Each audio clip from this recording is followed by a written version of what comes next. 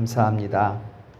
한 사람이 한 개인을 넘어서 어떤 집단에 속하게 되는 그 처음 집단이 우리가 가정이다 이렇게 말을 합니다.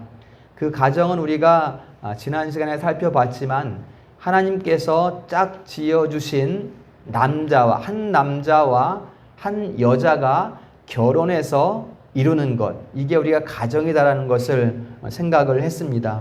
그런데 성경은 이렇게 한 몸이 되는 비유를 가정에 적용하고 있지만 이것을 또한 교회에도 적용을 하고 있다는 것입니다. 그래서 머리 대신 그리스도와 그의 지체된 성도들, 이렇게 머리와 지체들이 한 몸을 이루는 것이 교회이다, 이렇게 우리가 성경을 통해 확인할 수가 있어요. 그래서 성경은 가정과 교회를 분리시키지 않습니다.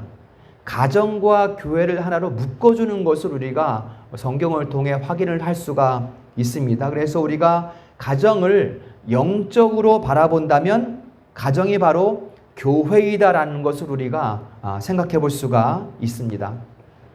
사람은 하루 일과를 마치면 가정으로 돌아가지요. 이것이 가정으로 돌아가는 것이 하루의 끝입니다.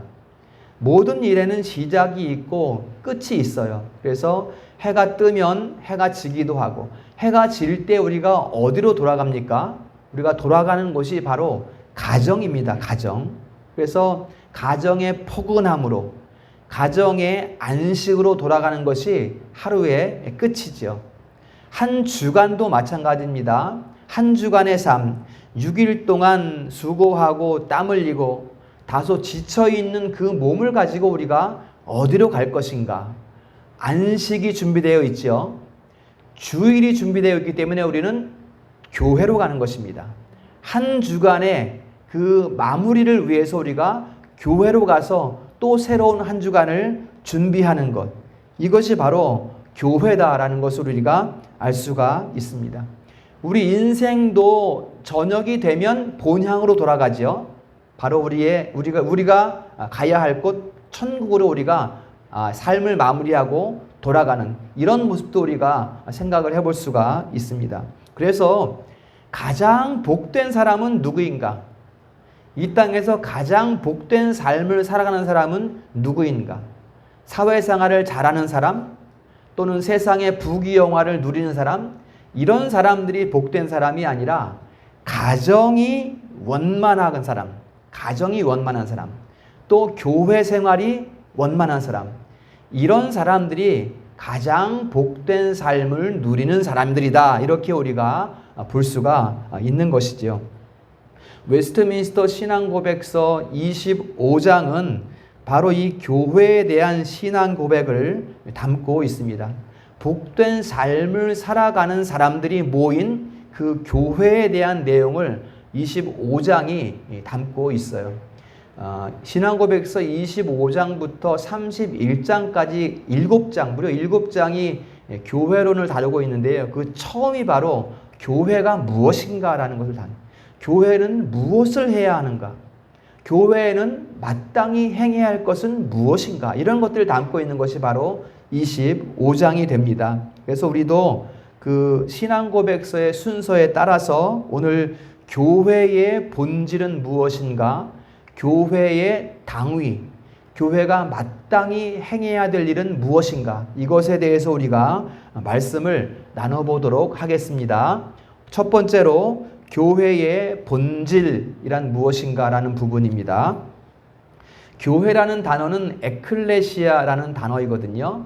이 단어는 수동 형태로 되어 있어요. 그래서 부르심을 받은 자들의 모임, 이게 교회라는 의미입니다. 부르심을 받은 것이기 때문에 내 뜻이 아니죠, 그렇죠? 받은 것이기 때문에 내 뜻대로가 아니라 창세 전에 정하신 대로, 또 택하신 대로 부르신 자들의 모임이 교회이다, 이렇게 우리가 성경을 통해서 확인할 수가 있습니다. 정하시고 택하신 것을 우리가 예정이라고 말을 합니다. 예정하신 것이죠.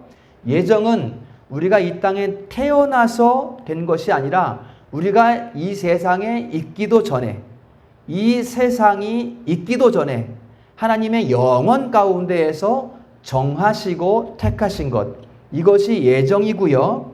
그 다음에 부르심은 우리가 크게 두 가지로 볼 수가 있습니다. 소명이라고 하죠. 부르심을 두 가지로 볼 수가 있는데, 첫째는 구원으로의 부르심, 우리를 구원하시는 부르심이 있고요. 두 번째는 직분입니다.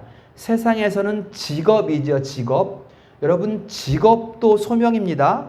교회의 직분도 소명이지만 우리 세상을 살아가는 직업도 하나님의 부르심인 거예요. 그래서 하나님이 교회를 세워가시는 방법이 바로 사람을 택하시고 정하시고 부르셔서 그 사람들을 통해서 교회를 세워가시는 거예요. 이게 하나님께서 교회를 세워가는 방법입니다. 그냥 하나님이 혼자서 다 하시지 왜 우리를 통해서 세우십니까? 우리를 통해서 세우시는 교회를 세워가는 것이 하나님의 기뻐하시는 뜻이에요.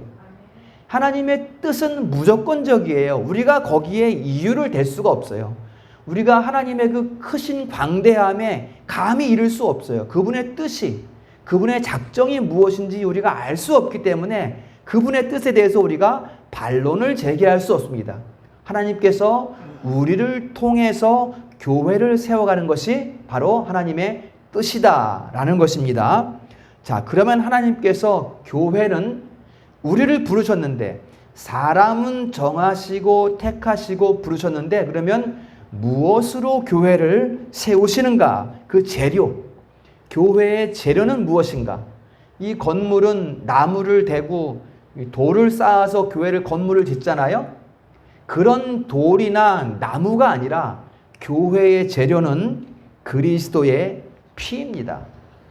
그리스도의 피, 자기 몸을 단번에 드린 피값으로 사신 거예요. 교회를 사신 거예요.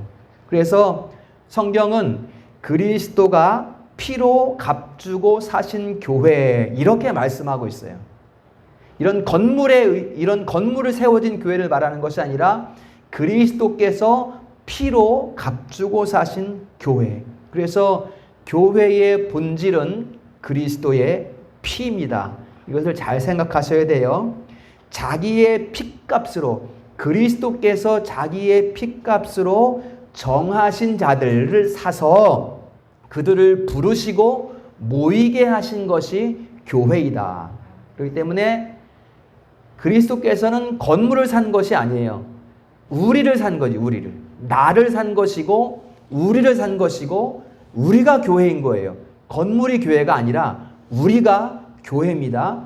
우리가 모인 이 건물은 예배당입니다. 예배당, 예배의 처소가 되는 것이죠. 그래서 교회는 사람의 성향으로 모이는 것이 아니에요. 사람의 성향대로, 뭐 잘난 사람들은 잘난 사람대로, 못난 사람들은 못난 사람대로 이렇게 모이는 데가 교회가 아니라 뭐 지역 연고나 혈통에 따라 이렇게 모이는 것이 교회가 아니라 그리스도께서 핏값으로 사서 부르심을 받은 자들이 모인 곳이 바로 교회이다. 오늘 12절 우리가 읽지 않았습니다만 12절에 보면 그 그리스도의 몸 이렇게 부르고 있어요. 교회를. 그리스도의 몸이다 이렇게 부르고 있습니다. 그래서 여러분, 교회는 사람이 주인이 될 수 없습니다. 사람이 주인 행세를 하는 교회들이 많이 있는데요. 이거 잘못된 겁니다. 교회의 주인은 그리스도예요. 자기 피로 사신 건데 어떻게 사람이 그 교회의 주인이 될 수가 있겠습니까? 사람의 전통들 있잖아요. 인생을 살아가는 전통들. 이런 전통들이 교회의 중심에 설 수가 없어요. 교회의 중심은 그리스도예요, 오직. 세상의 그 어떤 것도 교회의 중심을 차지할 수가 없다는 것입니다. 사람의 공로나 뭐 누가 헌금을 많이 해서 그 사람의 헌금으로 교회가 세워졌으니까 그 사람이 교회의 중심이다? 아니라는 것입니다. 하나님께서 그 사람을 사용하신 것이지.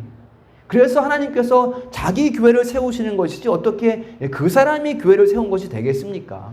사람의 공로나 사람의 의나 이런 것들이 교회의 토대가 될 수 없습니다.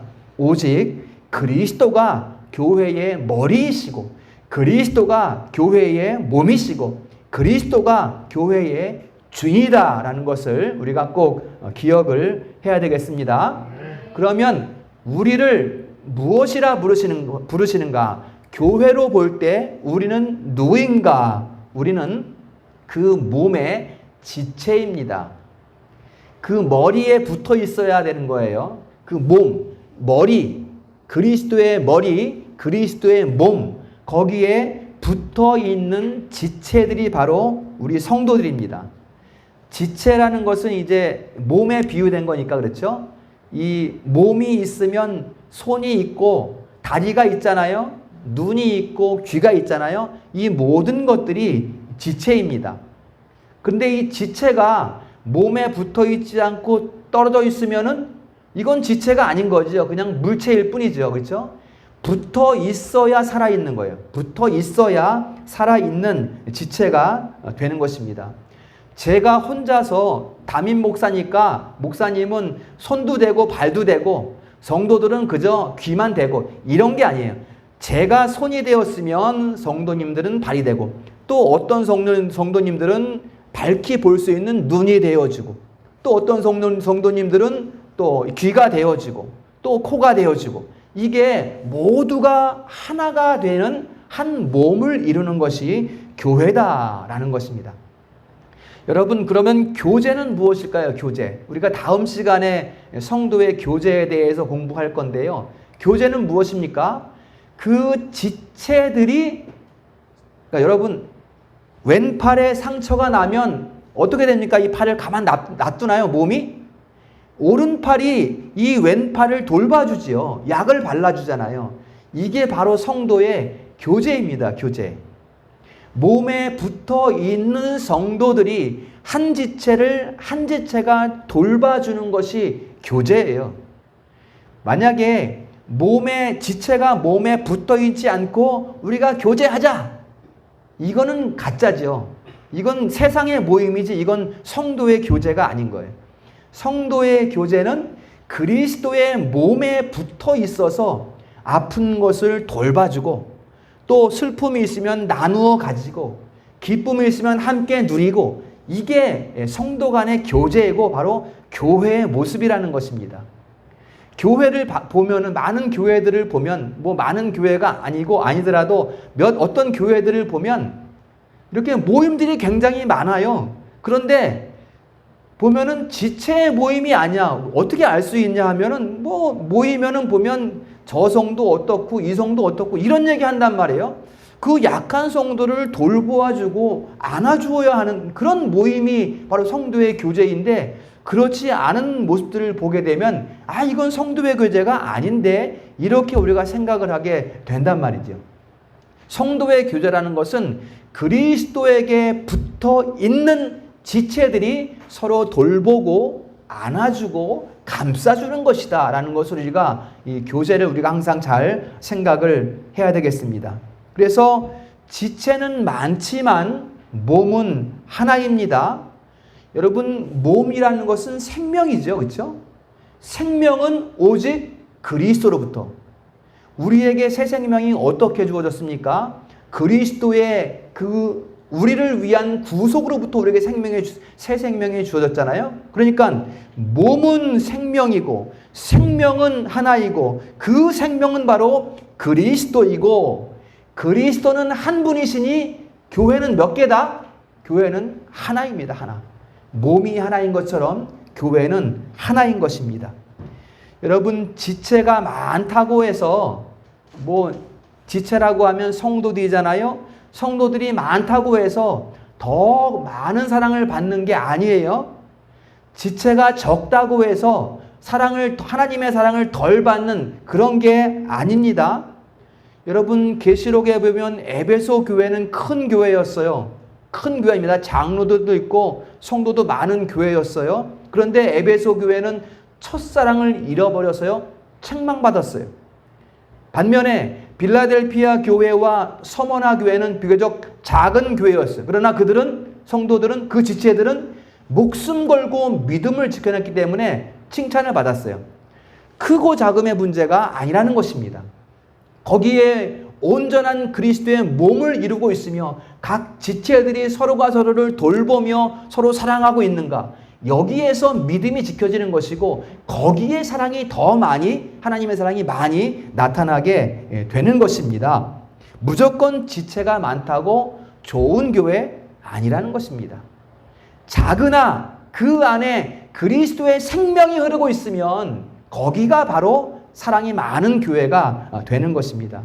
여러분, 어떻게 보면 우리 교회는 지체가 적잖아요. 그렇죠? 여러분, 지체가 적은데 굉장히 유리한 부분이 있습니다. 그게 뭔지 아십니까, 여러분? 목사님이 한 성도 한 성도의 이름을 부르면서 기도할 수가 있어요. 만약에 1000명, 2000명 되면 목사님이 성도를 다 기억하겠습니까? 못하거든요. 그런데 우리는 지체가 적으니까 목사님이 새벽에 기도할 때마다 한 성도, 한 자녀 이름 불러가면서 기도할 수 있어요. 또 지체가 적으니까 우리 성도가 성도를 더 가까이 다가가서 위로할 수 있고 그 성도의 처한 상황을 알고 그를 위해 기도할 수 있고. 여러분, 1000명, 2000명 되면 어떻게 누가 누구를 위해 기도하겠어요? 안 되잖아요. 우리는 지체가 적다 보니까 굉장히 유리한 거예요. 그런 것에 대해서는. 오히려 그렇게 되면은 하나님의 사랑이 더 풍성한 그런 교회가 될 수 있다는 것이죠. 이러한 부분을 우리가 우리 교회를 바라보면서도 우리가 생각해 볼 수가 있다라는 것입니다. 예배당을 크게 지었다고 좋은 교회가 아니라는 것입니다. 솔로몬 그 아름다운 성전만 그리스도의 교회가 아니라는 거예요. 하나님이 그리스도의 몸된 교회를 이 시대에 처처에 세워가고 있는 것입니다. 그 큰 웅장한 성전만이 하나님의 처소가 아니라 처소, 그렇죠? 이 각각의 교회들을 이 시대에 하나님께서 여러 곳에 세워가고 있다. 그곳이 그리스도의 교회다라는 것입니다. 우리가 그 교회에 모여서 예배드리고 우리가 그 교회에 모여서 기도하고 우리가 그 교회의 이름으로 구제하고 그 교회의 이름으로 선교하고, 우리란 말이에요. 우리. 내가 아닌 내가 교회지만 내가 모인 우리가 그리스도의 교회의 그 이름으로서 우리가 사역에 참여하고 있다라는 것입니다. 구약 시대에는 여러분 이 일을 이스라엘 백성들만 누릴 수 있었어요. 그 혜택을 누릴 수가 있었어요. 하나님의 말씀을 이스라엘 백성들만 가지고 있었고 그들만 성전을 가지고 있었고 그들만 부르심을 받았어요. 구약 시대에는 이스라엘 백성들만. 그렇지만 이제는 더 이상 이방인이나 헬라인이나 객이나 나그네나 거침이 없습니다. 이제는. 왜요? 예수 그리스도의 그 찢겨진 살, 갈라진 휘장을 통해서 지성소로 달려나갈 수 있는 길이 열렸어요. 그렇기 때문에 이제는 이스라엘에만 교회가 세워지는 것이 아니라 이제는 온 세상 가운데 그리스도의 교회가 세워지는 것입니다. 구약 시대에는 대제사장들만 1년에 한 번 7월 10일 날 대속죄일에 지성소에 들어갈 수 있었어요. 그러나 이제는 그 휘장이 찢겨졌어요. 그리스도의 찢겨진 살을 통해서 이제는 누구나 들어갈 수 있게 됐어요. 지성소에. 그게 바로 신약의 교회입니다. 그게 신약교회예요. 신약교회. 아무나 들어갈 수 있어요. 예수 그리스도를 믿음으로 말미암아 아무나 지성소에 들어갈 수 있습니다. 이제는 나그네가 없어요. 외인이 없습니다. 이제는 교회에서는 누구나 한 형제 자매이고 누구나 천국의 시민권을 가진 한 가족이고, 이게 신약 교회의 모습인 것입니다. 그래서 히브리서 9장 15절에 보면 이런 말씀이 있습니다. 그리스도는 부르심을 받은 자들의 영원한 기업이다. 그리스도의 몸된 교회잖아요. 그렇죠? 그 그리스도는 부르심을 받은 자들의 영원한 기업이다. 이렇게 말씀하고 있습니다. 기업이라는 것은 유업을 물려받는다 이렇게 우리가 표현하지 않습니까? 그거거든요. 기업이라는 것은 유업이에요. 우리가 무엇을 물려받았다는 것입니까? 그리스도의 교회를 물려받았다는 거예요. 그게 우리의 유업이라는 것입니다.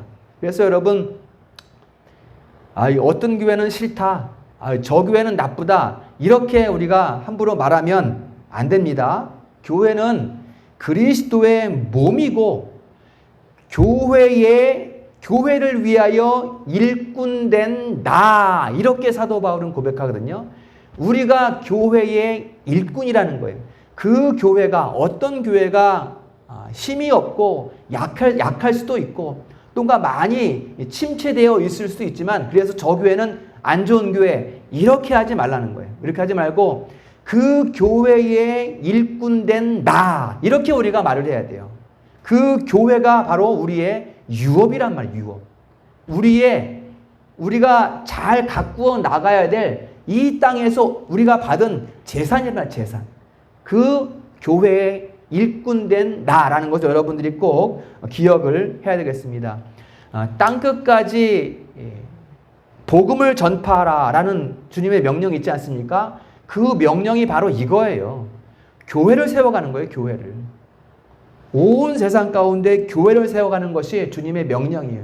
땅끝까지 내가 너희와 함께하리라, 이렇게 말씀했잖아요. 그래서 교회의 일꾼된 나를 통해서, 교회의 일꾼된 우리를 통해서 모든 곳에 교회가 세워져야 되고, 어느 때든지 교회가 세워져야 되고, 모두를 위해서 교회가 세워져야 돼요. 여러분, 교회가 왜 이렇게 많어? 이렇게 말할 것이 아닙니다. 교회가 더 많아야 돼요, 사실은. 교회가. 각 가정마다 교회가 세워져야 되고, 각 지역 동마다 교회가 세워져야 되고, 사실은. 그래야 이제 주님이 오시는 거잖아요. 어느 민족, 저 민족은 악한 민족이야, 저 민족은 안 돼, 저 민족은 구원받을 수 없어, 이렇게 하면 안 돼요. 그 악한 민족 가운데, 아수르 민족 같은 그런 민족, 바벨론 민족 같은 그런 민족 가운데 교회가 세워져야, 그때서야 이제 주님께서 오신단 말이에요. 어느 곳이든지 교회가 세워져야 하는 것입니다. 자, 두 번째로 보이는 교회가 있고 보이지 않는 교회가 있습니다. 잠깐만 짧게 이건 살펴보겠습니다. 교회는 보이는 교회가 있고 보이지 않는 교회가 있어요. 우리 승리로 교회는 지금 특정한 장소에 있기 때문에 보이는 교회입니다. 보이는 교회. 보이는 교회는 특징이 있어요. 함께 모인 자들이 같은 신앙을 고백해요. 같은 신앙. 이게 보이는 교회입니다. 저 사람은 불교 그런 책을 보고 읽고 있고, 이 사람은 다른 종교 이슬람 책을 보고 있고, 이 사람은 성경책을 보고 있고, 이렇게 되면 교회가 아니에요. 그것은. 교회는 같은 신앙을 고백해요. 같은 신앙. 그리고 같은 신앙을 고백하고 함께 기도합니다. 보이는 교회의 특징이에요. 그리고 성례가 행해집니다. 성례. 바른 합법적인 성례가 행해집니다. 이게 보이는 교회의 특징이고요. 보이는 교회는 찬양도 있고요. 또 각각 직분도 있고요. 예배의 순서도 있습니다. 우리 교회 다 있죠. 이거 있죠? 이게 보이는 교회의 모습입니다. 자, 이렇게 예배 순서도 있고 직분도 있고 찬송도 하고 막 이렇게 보이는 교회의 특징들이 있다 보니까 막 질서 없이 막 뒤죽박죽 되면 안 되겠죠. 질서가 잡혀야 되겠죠. 보이는 교회의 특징은 질서가 있고 품위가 있습니다. 품위가 있어. 막 교회에서 막 벙벙 뛰고 막 이렇게 막 깽가리 치고 이런 것은 품위가 없잖아요, 사실은. 그래서 보이는 교회의 특징은 질서 있고 품위가 있습니다. 질서 있고 품위가 있어요. 이것을 우리가 보이는 교회의 특징으로 잘 생각을 하고요. 그런데 보이는 교회가 다가 아니고 보이지 않는 교회도 있습니다. 보이지 않는 교회는 무엇인가 하면 바로 완전한 하나님의 교회, 택함 받은 사람들의 총수를 말합니다. 보이지 않는 교회는. 그래서 보이지 않는 교회에 속한 사람들은 변함없이 완전한 하나님의 백성들이에요. 완전한 하나님의 백성들이에요. 그러나 한번 보세요. 보이는 교회에는 우리 눈에 보이는 사람들이 모이잖아요. 그렇죠? 그래서 이 보이는 교회가 완전히 보이지 않는 교회라고 말할 수 없어요. 왜냐하면 어떤 교회 전체가 다 완전히 다 구원받은 사람이다 라고 우리가 말할 수가 없기 때문이에요.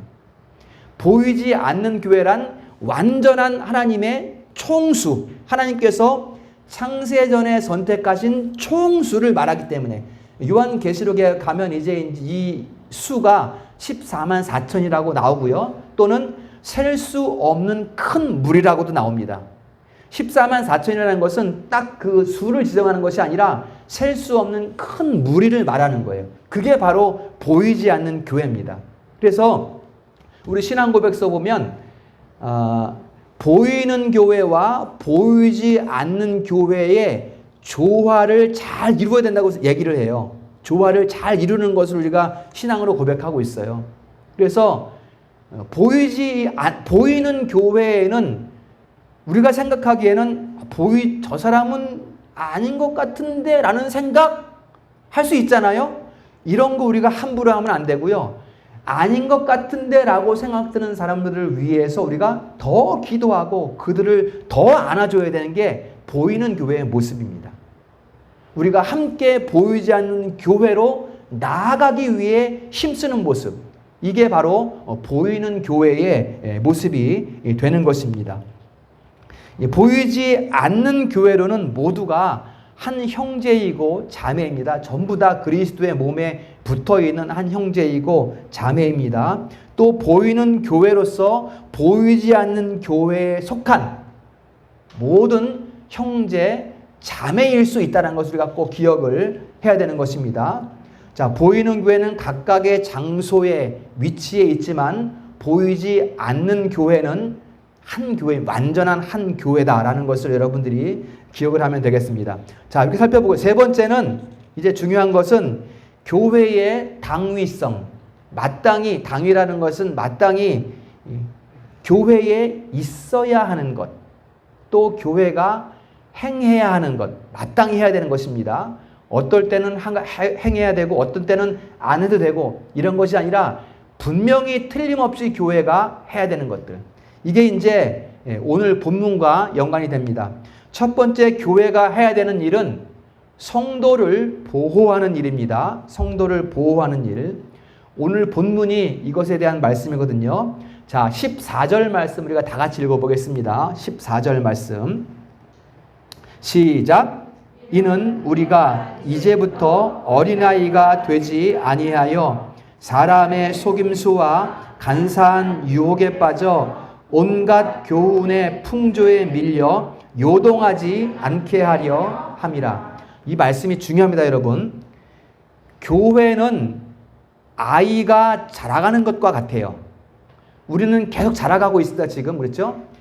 한 번에 하나님께서 나를 구원해 주셨으니까 나는 됐어. 이제 더 이상 아무것도 안 하고 가만히 있으면 돼. 이게 아니에요. 우리는 계속 자라갑니다. 그래서 교회는 어린아이가 자라가는 것과 같은데 교회가 그 자라감에 있어서 세상의 풍조에 빠져서는 안 된다 라는 것을 지금 말씀하고 있습니다. 세상의 풍조.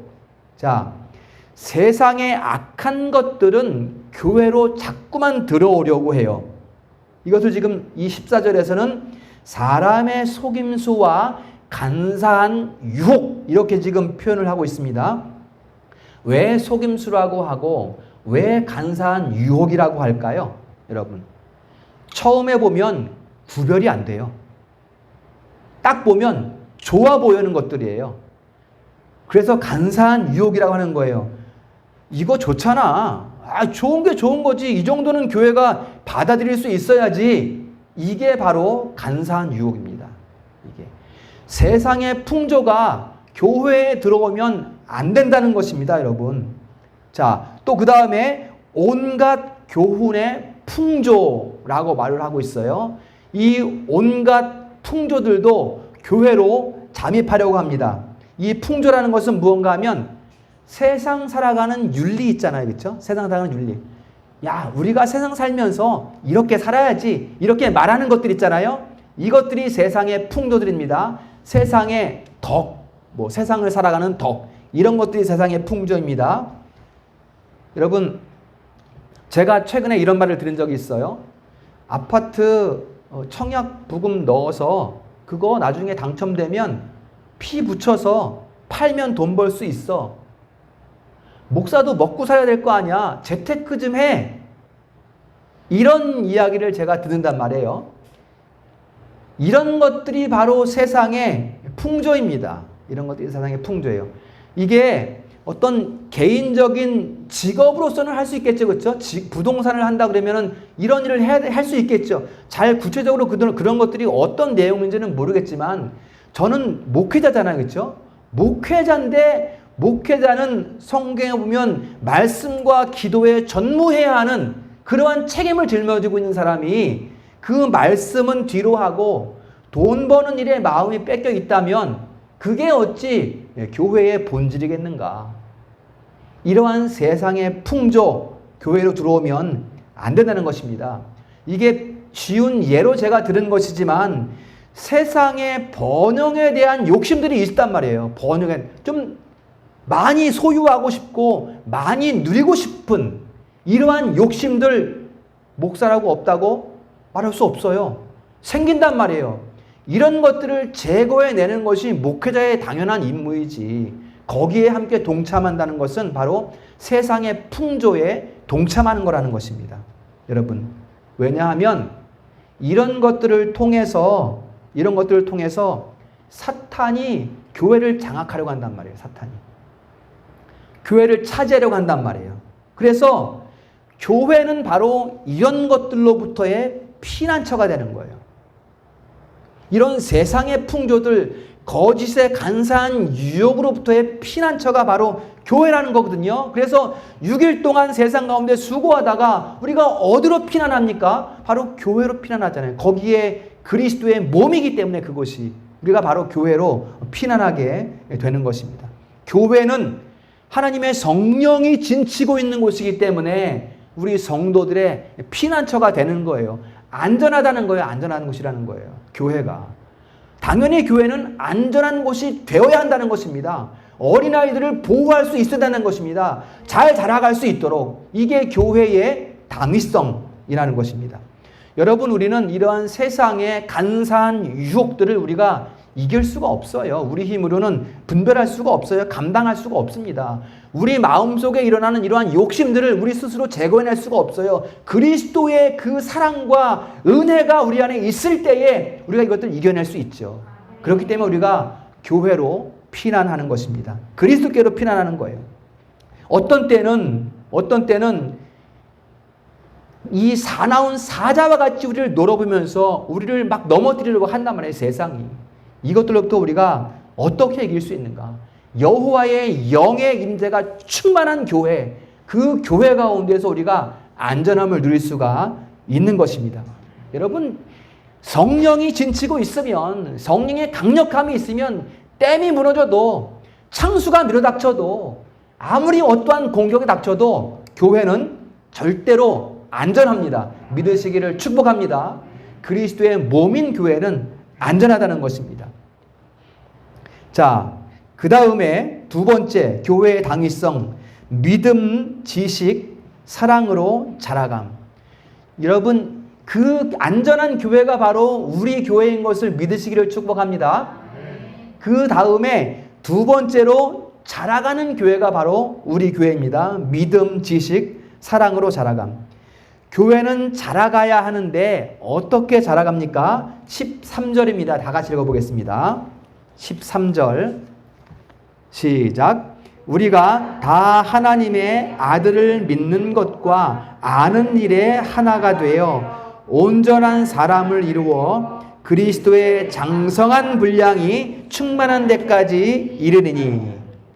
자, 믿는 것과 아는 일에 하나가 되어서 온전한 사람을 이루어 그리스도의 장성한 분량이 충만한 데까지 이르리니. 믿는 일과 아는 일은 다른 것을 말하는 것이 아니에요. 제대로 아는 것이 믿는 거예요. 제대로 아는 것이. 우리가 하나님을 제대로 알면 제대로 믿게 되어 있어요. 그래서 우리가 제대로 아는 것이 믿는 것이고 제대로 믿는 것이 아는 것입니다.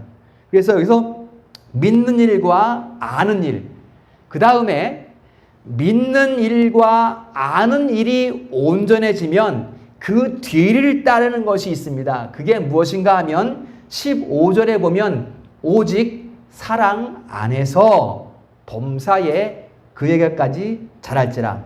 16절에도 사랑 안에 16절 끝부분에 보면 사랑 안에서 스스로 세우느니라 이렇게 했어요. 자, 믿는 일과 아는 일이 온전해지면 우리 삶에 사랑이 있다. 사랑이 나타나게 된단 말이에요. 믿는 것과 아는 것이 온전해지지 않으면 사랑이 없습니다. 사랑한다고 말은 할 수는 있지만 진짜 사랑은 아니에요. 여러분, 소경이 길을 잃어버렸어요. 누가 그 길을 찾아줘야 됩니까? 소경이 길을 잃어버렸는데 소경이 다가가서 내가 너를 잘 좋은 길로 안내할게, 이렇게 말하면 그게 사랑입니까? 그거 사랑 아니죠. 그건 같이 죽겠다는 거지. 그건 사랑 아닙니다. 길을 잘 아는 사람이, 바로 볼 수 있는 사람이 길 잃은 소경을 안내해야 되는 것이죠. 이게 사랑이죠. 이게 사랑. 그래서 어떻게 길을 바로 볼 수 있고 눈을 똑바로 뜰 수 있는가? 아는 일과 믿는 일에 온전해져야 되는 거예요. 그래야 우리가 길을 안내할 수 있습니다. 내가 먼저 진리를 알아야, 내가 먼저 예수님을 알아야, 내가 먼저 삼위일체되신 하나님을 알아야 사랑할 수 있고 길을 안내할 수 있고. 여러분, 내가 아는 것도 희미한데 어떻게 다른 사람을 교회로 인도할 수 있겠어요? 내가 교회에서 자라감이 없는데 내가 누구에게 복음을 전할 수 있겠어요? 무엇을 하겠습니까? 내 구원도 아직 희미한데, 내 구원도 아직 모르는데 무엇으로 내가 복음을 전할 수 있겠어요? 그래서 우리가 진리를 알아야 된다. 아는 일과 믿는 일을 우리가 온전하게 세워져 가야 된다. 여기에서부터 바로 참된 사랑이 전해지는 거예요. 여기에서부터 우리가 복음을 전할 수 있는 거예요. 여기서부터 우리가 전도할 수 있는 거예요. 진리를 우리가 먼저 알아야 합니다.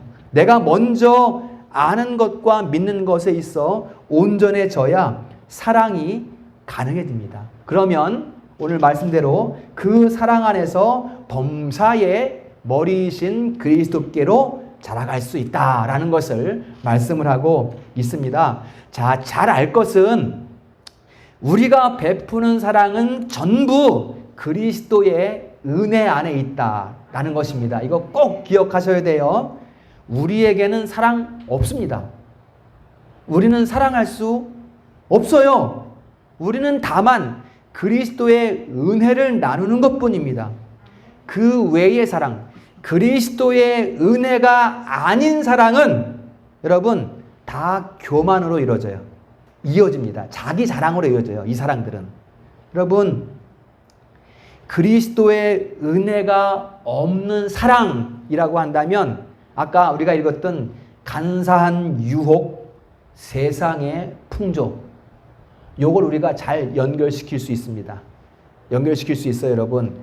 그리스도의 은혜가 아닌데 내가 사랑한다, 선행한다는 것은 바로 교만에 싹이 틔우고 있는 거야. 거긴 지금 그리스도가 없으면 내 사랑은 없단 말이야. 내 사랑은 오직 그리스도 안에서 사랑이지. 이것을 우리가 꼭 기억을 해야 되겠습니다. 그래서 오늘 13절과 15절을 잘 연결해야 됩니다. 13절 하나님의 아들을 아는 것과 믿는 것, 15절에 범사에 그에게까지 자랄지라 그는 머리니 그리스도라. 요거 두 구절을 우리가 잘 연결을 해야 됩니다. 그리스도를 알고 믿는 것이 온전해질 때 범사에 그리스도께로 자라갈 수 있는 것입니다. 믿으시기를 축복합니다. 우리가 그리스도께로 자라간다 그러니까 내가 그리스도 같이 될 수 있는 거구나 이렇게 생각하면 안 되고요. 우리가 자라간다는 것은 그리스도의 장성한 분량으로 자라간다는 것은 우리가 더 잘 기대는 거예요. 더 잘 의지하는 거예요. 주님을 더 잘 의지하는 것이 바로 자라가는 것입니다. 가장 잘 의지하는 사람이 가장 잘 사랑할 수 있어요. 가장 잘 의지하는 사람이 믿는 것과 아는 일에서 온전해질 수가 있습니다. 여러분, 기도도 안 하고 하나님 의지하지도 않고 누구를 사랑할 수 있겠습니까? 진실한 사랑은 엎드려 기도하는 거예요. 왜 엎드려 기도합니까? 나로서는 안 되니 내가 주님 의지합니다. 나를 긍휼히 여기시고 도와주십시오. 이게 엎드리는 거 아닙니까? 여기에서부터 우리가 바르게 자라갈 수 있다는 것입니다. 여기에서부터. 우리 교회가 아까 잠깐 기도할 때도 말씀 우리가 했지만, 구제한다라는 것은 넉넉할 때는 누구나 할 수 있어요. 이것은 넉넉할 때는.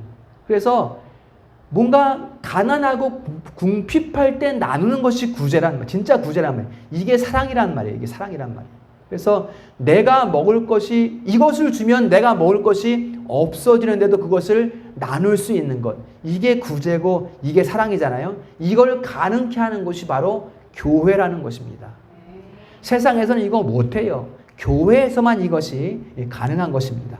우리 16절 다 같이 읽어보고 말씀 마치겠습니다. 16절 시작. 그에게서 온몸이 각 마디를 통하여 도움을 받음으로 연결되고 결합되어 각 지체의 분량대로 역사하여 그 몸을 자라게 하며 사랑 안에서 스스로 세우느니라. 아멘. 이것이 교회의 모습이고 교회가 마땅히 해야 될 일이고 교회가 자라가는 모습입니다. 이 16절 너무나 아름답지 않습니까? 그에게서 온 몸이 각 마디를 통하여 도움을 받고, 그에게서 도움을 받고 서로 연결되고 서로 결합되고 각 지체의 분량대로 역사하여, 손은 손대로, 손가락은 손가락대로, 발은 발대로, 그 분량대로 역사하여 그 몸을 자라게 하며, 나 혼자서 교회를 자라가게 하는 것이 아니라 나는 손가락으로, 저 성도는 발가락으로, 저 성도는 눈으로 함께 그 몸을 자라게 함으로써 사랑 안에서 스스로 세우느니라. 우리 모두가 한 몸이 되어서 교회를 건강하게 세워간다는 거예요. 사랑 안에서. 이것이 교회의 모습입니다. 교회가 마땅히 해야 될 일입니다. 우리 교회는 바른 교회로서 이 마땅함을 온전히 이루어갈 수 있기를 소망합니다. 말씀 정리합니다. 교회의 본질은 그리스도의 피다라고 말씀드렸습니다. 그리스도께서 피로 값을 치르고 우리를 사서 우리를 모이게 하셔서 교회를 세우신 것입니다. 그리고 교회는 성령의 울타리입니다. 세상의 악한 풍조를 막아주고 간사한 유혹을 분별하게 하는 교육의 전당이다. 이렇게 표현해 봅니다. 교육의 전당. 세상을 분별해낼 수 있는 그러한 교육을 하는 곳이 바로 교회이다. 우리 교회가 바로 그리스도의 피로 사신 교회, 그리스도가 머리 대신 건강한 교회가 될 수 있기를 소망합니다. 그래서 우리가 그리스도의 장성한 분량에까지 함께 자라갈 수 있는 복된 교회 되기를 주님의 이름으로 축원합니다.